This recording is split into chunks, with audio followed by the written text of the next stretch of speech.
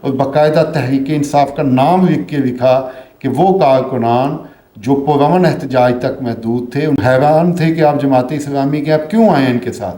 تو میں کہتا تھا آپ مجھے بتائیں ان کا قصور کیا ہے.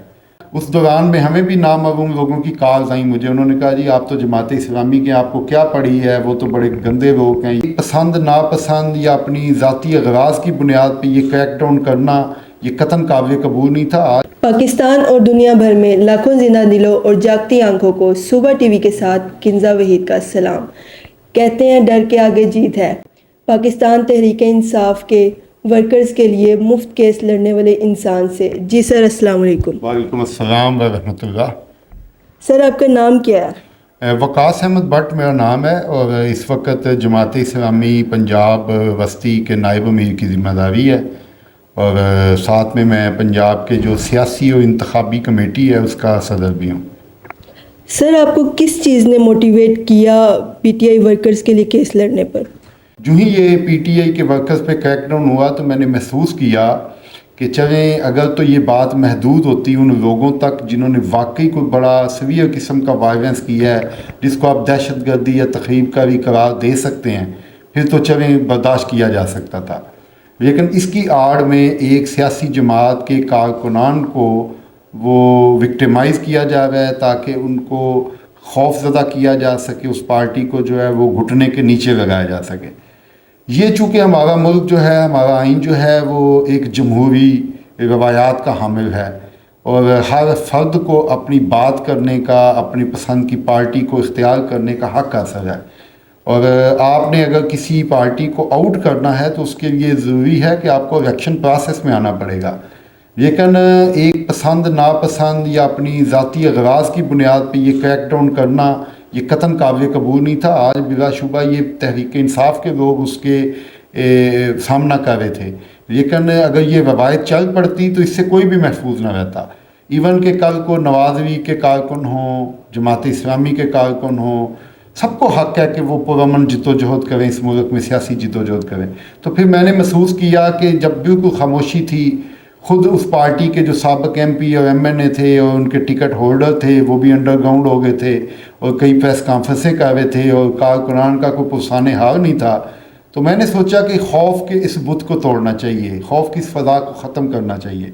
اور میں نے بالکل فلیکسز بنوائی، بینر بنوائے، سوشل میڈیا استعمال کیا اور باقاعدہ تحریک انصاف کا نام لکھ کے لکھا کہ وہ کارکنان جو پرامن احتجاج تک محدود تھے ان کے ساتھ میں کھڑا ہوں، وہ میرے ساتھ اس وقت سے اس وقت تک اس دفتر میں رابطہ کریں، ہم ان کی مدد کریں گے. اور اللہ کا شکر ہے کہ پھر ہم نے بڑی پیمانے پہ مدد بھی کی. لیکن اس دوران میں ہمیں بھی نامعلوم لوگوں کی کالز آئیں مجھے، انہوں نے کہا جی آپ تو جماعت اسلامی کے، آپ کو کیا پڑی ہے، وہ تو بڑے گندے لوگ ہیں، یہ ہے. میں نے کہا دیکھیں کوئی فرد گندہ نہیں ہے جب تک کہ آپ ثابت نہ کریں کہ اس نے کیا غلط کیا ہے. تو یہ اس کو قانونی اور آئینی حق ہے، اور میں کوئی غیر قانونی کام نہیں کر رہا، میں وہ کام کر رہا ہوں جس کا قانون اور آئین مجھے اجازت دیتی ہے. لیکن بار بار وہ پھر مجھے تھوڑا سا ڈرانے کی کوشش کی گئی، لیکن الحمدللہ ہم نے اللہ پہ توکل کیا، لوگوں کی مدد کی اور کافی سارے لوگوں کو ہم چھڑکوا کے بھی لائے. تو آپ کو سر ڈر نہیں لگتا؟ دیکھیں ڈر تو اللہ سے لگنا چاہیے نا جی، باقی کس سے ہونا چاہیے. جو نقصان اللہ نے لکھا، دیکھیں ہم اللہ کے 99 ناموں پہ ایمان رکھتے ہیں، اس میں اللہ کا ذاتی نام ہے کچھ اور زیادہ اللہ کے صفاتی نام ہیں. تو اس میں نافع ہونا، اس کا اللہ ہی نفع دینے والا ہے، اللہ ہی نقصان دینے والا ہے، اللہ ہی زندگی دینے والا ہے، اللہ ہی موت دینے والا ہے. رزق تنگ بھی وہ کر سکتا ہے، رزق کی کشادگی بھی وہ کر سکتا ہے. تو جب سب کچھ اس کے پاس ہے تو ہمیں ڈر کس چیز کا؟ ڈر تو نہیں ہونا چاہیے. پھر بھی سر لوگ جو ہے نام لینے سے ڈرتے ہیں اور آپ کیس لڑ رہے ہیں. دیکھیں یہ تو صرف کیس لڑنا عدالتوں کی بات نہیں ہے. میں تو سی سی پی او کے آفس میں گیا، میں تو نیب والوں کے پاس گیا. آپ کو پتہ ہے کہ وہ ایک فرت بی بی تھیں جن کو فرا گوگی کے نام سے ہیں، ان کا خاوند کی ایک ہاؤسنگ سوسائٹی ہے جی میگنولیا گجرانوالہ میں، اس کے ایک جنرل مینیجر صاحب تھے. تو ان بیچاروں کا کیا کام ہے ان کے ذاتی معاملات سے، وہ تو ایک جاب کر رہے ہیں. تو ان کے بیٹے کو اکلوتا بیٹا تھا، ان کو غائب کر دیا گیا. تو وہ خود بھی انڈر گراؤنڈ تھے کہ پتہ نہیں مجھے بھی نہیں چھوڑیں گے، کارڈک پیشنٹ تھے، بزرگ تھے. ان کے بھائی آ گئے میرے پاس، ہمارے جماعت اسلامی کے ان کے ایک مرغے دار تھے، ان کو لے کے میں ان کے لیے گیا ہوں اعلیٰ اداروں کے پاس، اعلیٰ افسران کے پاس، پورا دن ہم نے جدوجہد کی ہے، ان کو اٹھنے نہیں دیا۔ میں نے کہا جی وہ حیران تھے کہ آپ جماعت اسلامی کے آپ کیوں آئے ہیں ان کے ساتھ؟ تو میں کہتا تھا آپ مجھے بتائیں ان کا قصور کیا ہے، اگر یہ قصوروار ہے تو میں چلا جاتا ہوں، اگر ان کا قصور نہیں ہے تو پھر ان کو جو قانونی اور آئینی حق ہے وہ دیں، اس کو آزاد کریں۔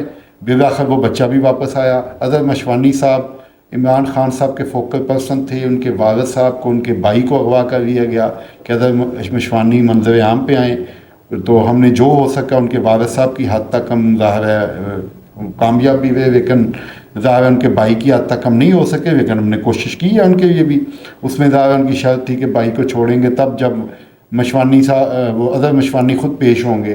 پھر ہائی کورٹ نے اس پہ ایف آئی آر درج کروانے کا بھی آرڈر کر دیا، وہ ڈرتے ہوئے کر نہیں ہوئے تھے ان کے والد صاحب۔ تو میں نے ان کو کہا کہ آپ مجھے بتائیں، آپ وزیر اعلیٰ پنجاب پہ ایف آئی آر کروانا چاہتے ہیں، آپ آئی جی پنجاب پہ کروانا چاہتے ہیں، میں آپ کے ساتھ ہوں، میں تھانے جاتا ہوں، میں ایف آئی آر کرواتا ہوں، نامینیٹ کرتا ہوں۔ تو ظاہر ہے پھر وہ لوگ بھی ڈرتے ہیں کسی حد تک، وہ خود بھی خوف زدہ تھے۔ اسی طرح کچھ بزرگوں کو اٹھایا گیا کہ نوجوان نہیں مل رہے، ہم ان کے پاس گئے، ہم نے گاڑیاں راستے میں روکیں، پولیس کی گاڑیوں کے آگے کھڑے ہو گئے جا کے، ہم نے کہا بھائی بتائیں یہ بیمار آدمی ہے، اس کا اگر بیٹے نے غلط کیا تو پہلے تو اس کو ثابت کریں، لیکن باپ کا تو بالکل کوئی قصور نہیں ہے۔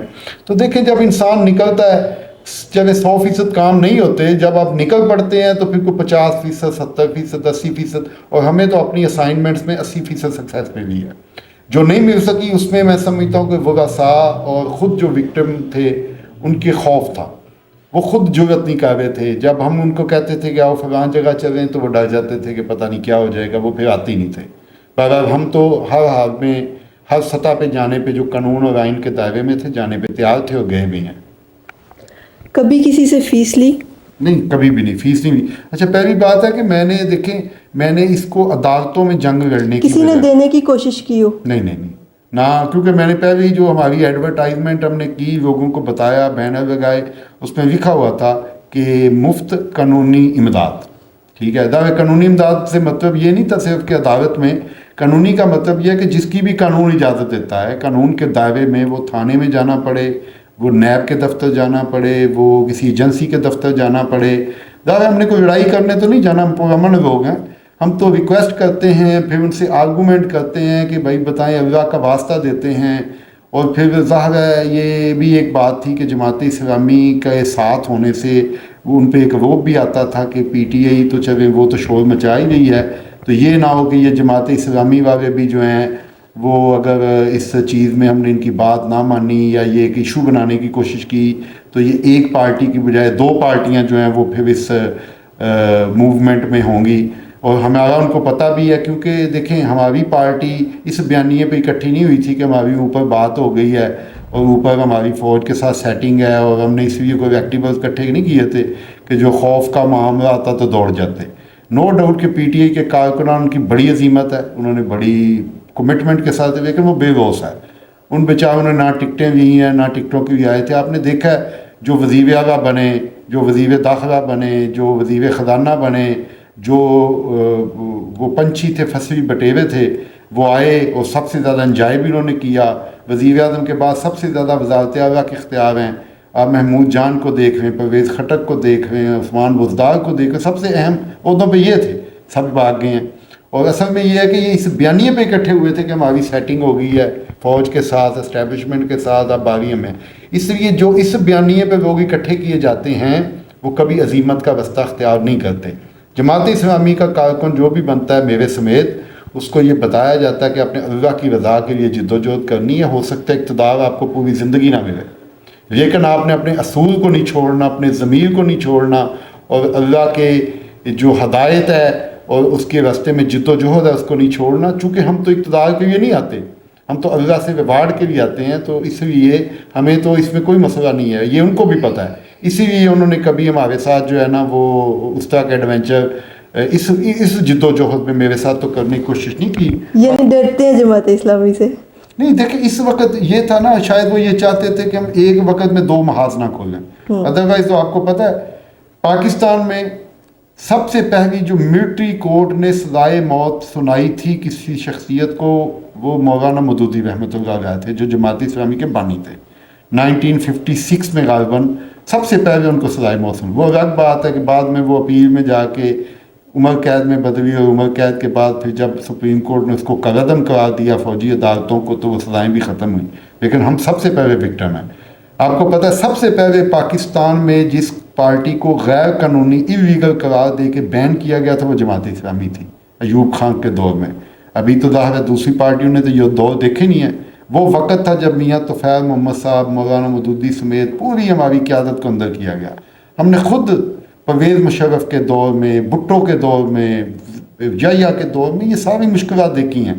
تو اس لیے شاید وہ یہ نہیں چاہتے تھے کہ ہم ایک ٹف جو پارٹی ہے اس کا ورکر ہے اس پہ ہاتھ ڈالیں، اور اس لیے وہ شاید اوائڈ کر رہے تھے.